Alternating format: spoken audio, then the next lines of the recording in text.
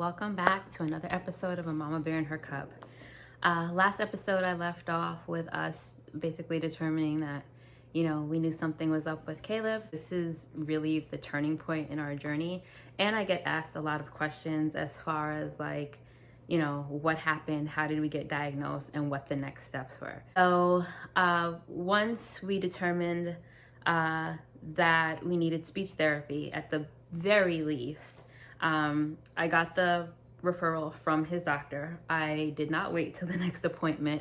I called and was adamant. In fact, I think I probably exaggerated a little and told him that he got kicked out of daycare. And so that this had become such a problem that we needed to get the referral for speech therapy. So at that point, I got a referral. I checked my insurance with my work and found a speech therapist that was able to get Caleb in fairly quickly. At our very first appointment, they made it clear that going forward, Caleb would obviously meet with his speech therapist one-on-one, but they wanted to meet with me at that time. At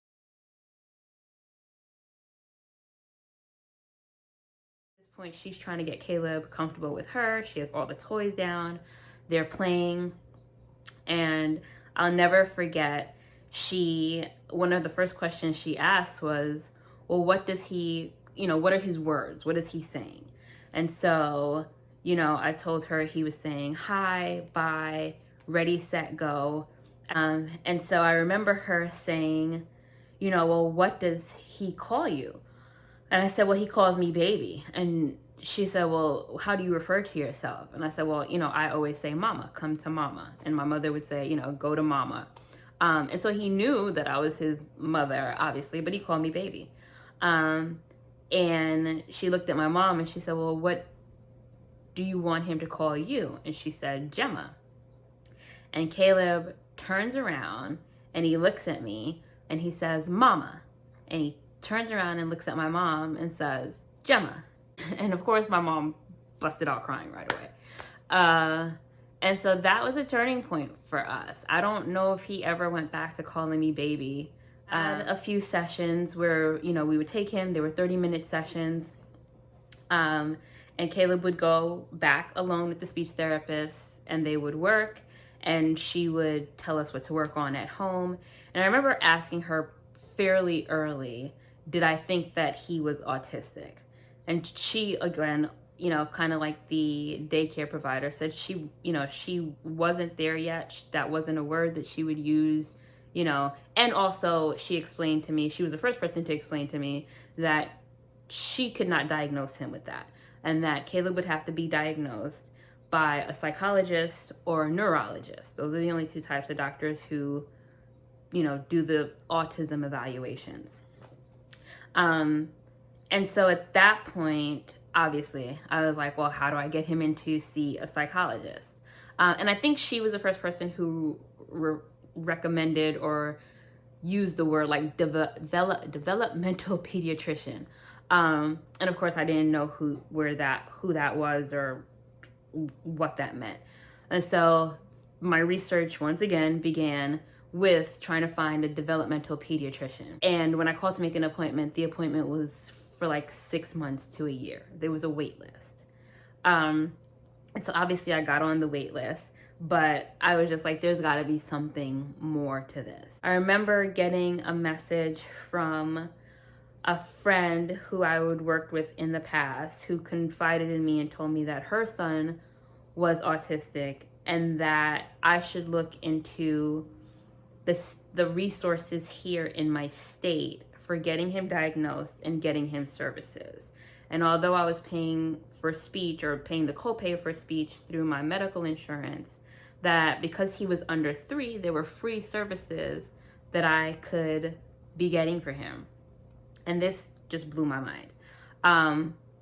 I was grateful for just paying the copay. I don't even remember what it was at the time. But nobody along this journey had told me that there were free services, didn't matter what your income was or anything like that, that I could, number one, get him diagnosed, and number two, I could be getting speech therapy and other services for Caleb without him even being diagnosed. And I got in contact with the Early Steps program here in Tampa, Florida, and I was shocked at how simple it was. I literally just had to call and say, I think my son has developmental delays, and they put me in touch with a caseworker who came out to our home, did an evaluation, and said, here's a list of services, here is where you can go to get him evaluated, like right now. If she came out to our house Wednesday, I think she was setting up appointments by him starting Monday, and they were coming to our home. And so Caleb first started, even without a diagnosis, with early intervention and occupational therapy. We did that for a few weeks. And then as he got closer to being 3, and so those services are only free until the age of 3. And so, he was 2.5 when we had started on this whole process with the speech therapist. And so things are moving quickly. And so I got him in to get an evaluation. If he was going to be 3 in June, I believe we had our evaluation in March. Because at this point, I needed to know if he had a diagnosis, what our next steps were going to be once he turned 3. He loved his early interventionist. He loved his occupational therapist. We were seeing improvements in just his, daily activities with playing and cleaning up and using his words, and communicating, alternative ways of communicating, obviously, because he still was struggling with his speech. But behavior was down. And so we didn't want to go again without having help. And so we got in and got the evaluation, which was the scariest day ever. Because again, everybody who I came in contact with, I was asking, like, is this autism? Is this autism? This is the word that I had in the back of my mind. Because I knew he wasn't developing the way he should. I knew he wasn't speaking, and I knew this wasn't just a matter of him being a boy, and developing slower than, girls. I had seen that obviously with him being in daycare with his peers. And so I was no longer accepting that. And I wanted to know what it was. And so we go in that day, and it's a few hours long evaluation, and we walk in, and there's a room full of people. I believe there's the psychologist, the speech therapist, the occupational therapist, somebody taking notes. A lot of that day is a blur. And so the occupational therapist obviously is there for him. They're playing, they're interacting. They're also asking Mom and I a bunch of questions. We're sitting on this couch. And so there's a lot going on. And right away they tell us, like, you will leave here and you will know. And so there's all that anxiety building also. I got one eye on Caleb. I'm trying to answer these questions, and I'm just waiting. And so maybe after about 2 hours of questions and playing with Caleb, they had their own little powwow in the back of the room. And I remember the psychologist saying that she was diagnosing him with a developmental delay, and autism level 2. And I don't remember anything else. I remember crying. I don't remember anything else that she said. And thank God I got paperwork. I remember my mom asking questions and also giving me tissues to wipe my tears. And I'm trying not to have Caleb see me cry because he's still off in the corner playing and having the time of his life. And yeah, that day was a blur. And I remember crying a little bit on the way home. And then by the time I got home, I was in mommy mode. And was just like, what does this mean? What do I need? Give me the paperwork. Let me see what this means. I remember sending a message to a girlfriend of mine who has a son with autism, and she sent me this article link with a breakdown of exactly what autism level 2 meant in plain English, not the stack of papers I had just been handed. And yeah, from that point on, I was just like, okay, what can we do with this? And how can we help him get what he needs? And I think that was the only time I've actually cried about autism and the word and what it meant. And that changed when I again reached out to my same girlfriend who had told me about the free services and confirmed with her, told her I had my evaluation and that he was in fact autistic. And she told me congratulations. And I paused. And she said, yeah, congratulations, because now you have a diagnosis and now you can get him the services that he needs. And because we still work for the same company, she broke it down for me and said, listen, if you call and tell him he has autism, he can get this, and this. And, you know, there's no limit, there's no restrictions, there's no whatever. You know, our company has an autism package and this is what he can get. These are the services that he can get.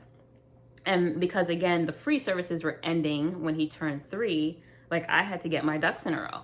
I knew for sure now there could not be a lapse in time because I knew he was making progress and I knew I needed to keep him in services to get him what he needed so we didn't have any issues. And so here in Florida at the age of 3, he was able to go into the public school and start pre-K 3 days a week. And so that was seamless. And that was, again, going to be another time that we were going to get him out of the house with his peers.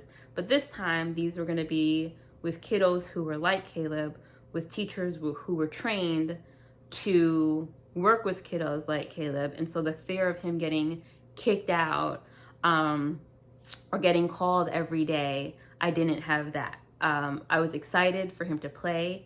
Caleb has always been social. And so that was important. I wanted him to interact with peers. And so I just felt less concerned that when I was putting him in daycare, obviously. I learned that through school, he would get speech.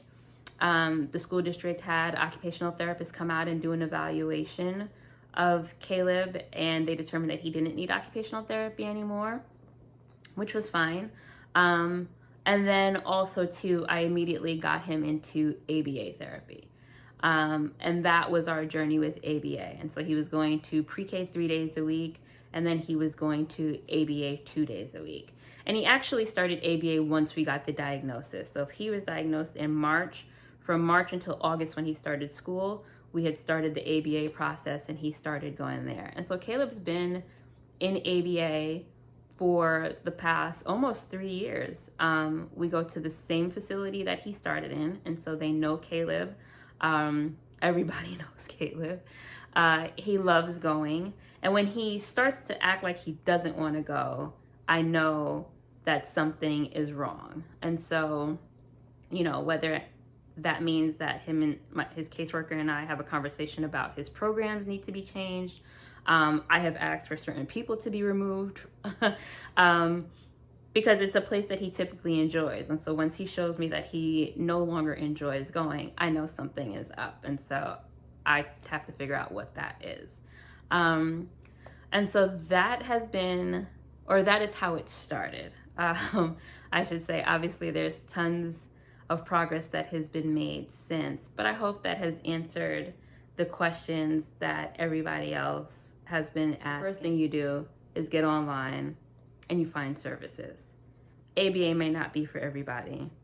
Speech may not be for everybody. Occupational therapy may not be for everybody. Physical therapy may not be for everybody. But depending on your child's needs, these are services that are out there and available, and that's where you start. If you try them and they don't work, then you stop. If you try them and they work, but it doesn't feel like a good fit, try something else. But there are services out there. Try to figure out how to get them to be the best version of themselves that they can be, because they're pretty cool kids. Don't forget to like and subscribe and share, and I'll be back next week with another story, or it may actually be another Caleb video. Thanks for watching. And subscribe to more videos with all little friends. Bye!